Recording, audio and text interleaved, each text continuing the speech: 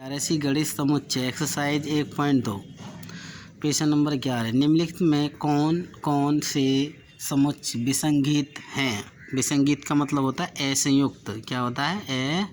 असंयुक्त। असंयुक्त। असंयुक्त। Solution देखो, ए और B को देखो, दो इसमें है, इसमें दो है नहीं है, तीन इसमें है, तीन इसमें नहीं है, ये इसमें और इसमें कुछ नहीं मिल रहा आपका, इसमें और इसमें कोई अवयव नहीं मिल रहा। तो ये क्या है आपके? विसंगत या असंयुक्त हैं, ए व बी। और देखो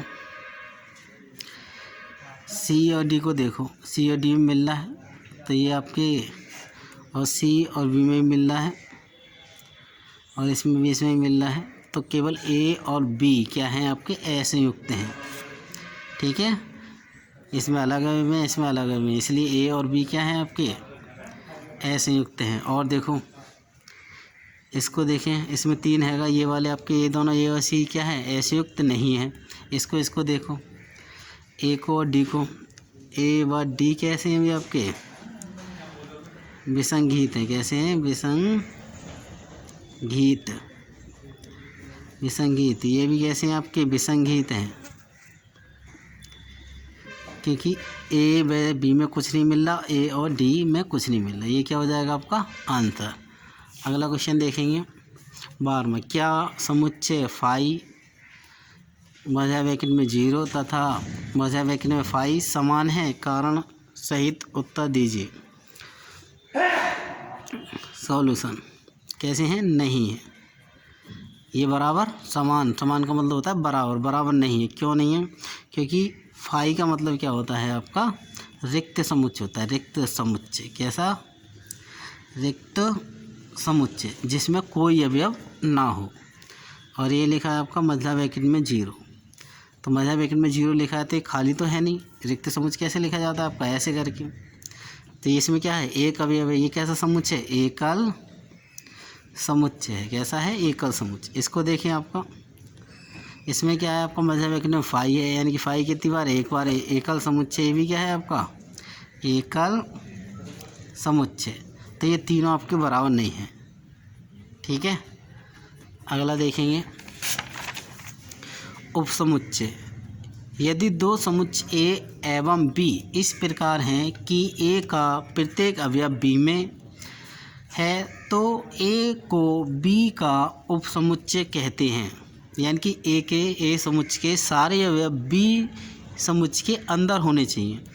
इसे प्रतीक भाषा में ए उपसमुच्चय है बी का लिखा जाता है तथा निम्नवत पढ़ा जाता है। ए उपसमुच्चय है बी का। उपसमुच्चयों की संख्या बराबर होता है आपका 2 की पावर n। n यहाँ पे क्या है आपकी?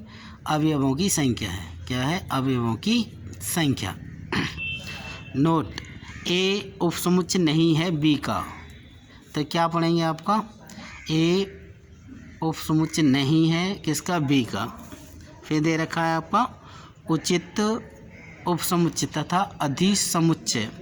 यदि दो समुच्चय ए एवं बी इस प्रकार हैं कि ए उपसमुच्चय है बी का तथा बी में कम से कम एक अवयव ऐसा है जो ए में नहीं है, तो ए बी का उचित उपसमुच्चय कहलाता है और बी को ए का अधिसमुच्चय कहते हैं। अधिसमुच्चय क्यों कहते हैं?